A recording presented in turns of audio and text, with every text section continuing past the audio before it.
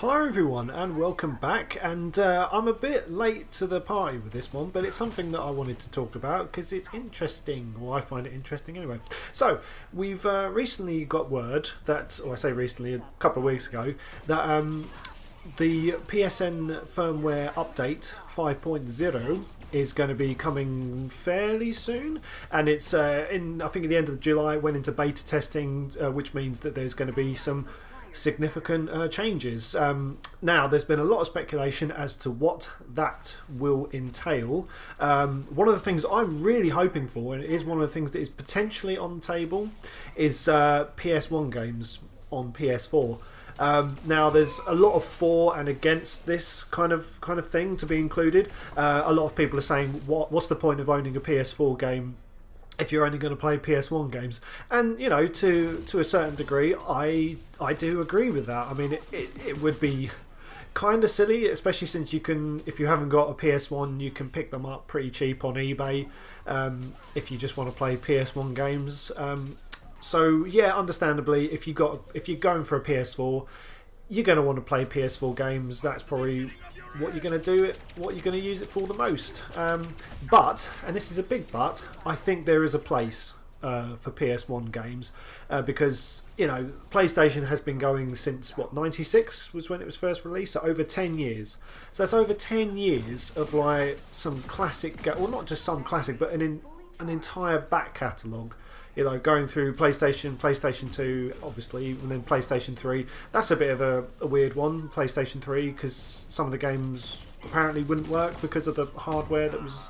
I don't know. I don't know technical stuff when it comes to programming and coding and all that. But apparently, PlayStation 3 is a bit of a difficult one. But either way, you've got PlayStation and PlayStation 2 games there that are just sitting there, you know, and it'd be a shame for like a whole back catalogue of games that spans 10 years to just be forgotten about and just left like for history.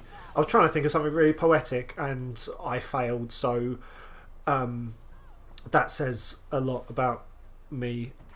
Why do I do this? I start talking about things and I just get off topic.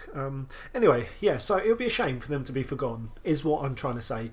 There is a place for it, and I think we've got bits and pieces, like we've had like a few PlayStation 2 classics, like, you know, you got the classic GTA trilogy, which has like 3 of the best. Again, I'm getting sidetracked, but it's true.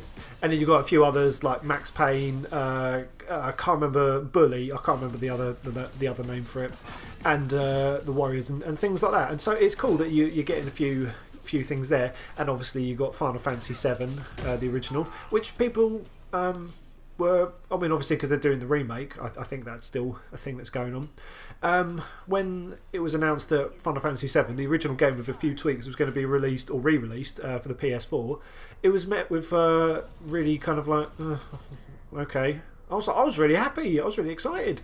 It's great. It's a step in the right direction if you want PlayStation 1 games, which is obviously what I would like. But yeah, for there to be a more widespread, or not widespread, but a more extensive release of titles, not just like a few here and there, I think that'd be really good. I mean, I for one would certainly pay what, £10, $15 maybe. You know, I'd happily pay that to play the original Metal Gear Solid again, and I don't think it would take a lot of work to implement it, considering how like you can still play a lot of classic PS1 titles on PlayStation 3 and the PS Vita. So it seems as though the groundwork is there, but it's just adapting it for PlayStation 4, and I think it's something that should be included, considering it was on the survey which came out, or was not came out, but the survey which was released by Sony. Released is not the right word. You know what I mean. You know what I mean. The survey that Sony put out to people as the things that they wanted to see included in future updates. PS1 classics as well as PS2 classics were on there. We've gotten a few of those, so hopefully now we're going to see a bit more of that.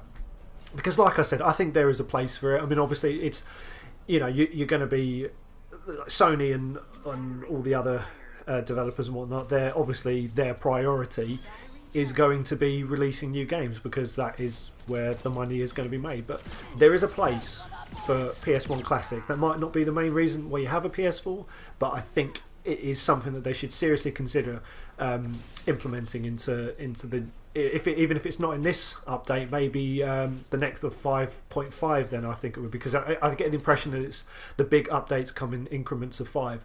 So if it's not in this one, maybe the next one, maybe the one after that. As I think it should happen though. As long as it happens, I think it'll make a lot of people happy. There is a large number of people. I think it was one of the most asked questions when like the PS4 was first being released and talked about, and it was like, what is the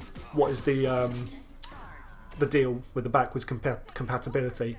And I think it's something that Sony really needs to make good on, because there is an audience for it. There's a market for it. If there's a market for it, then fucking go for it. Like, post haste, to quote Matt Hardy. Wrestling references. I like sticking in wrestling references. It's fun. Anyway, distracted again.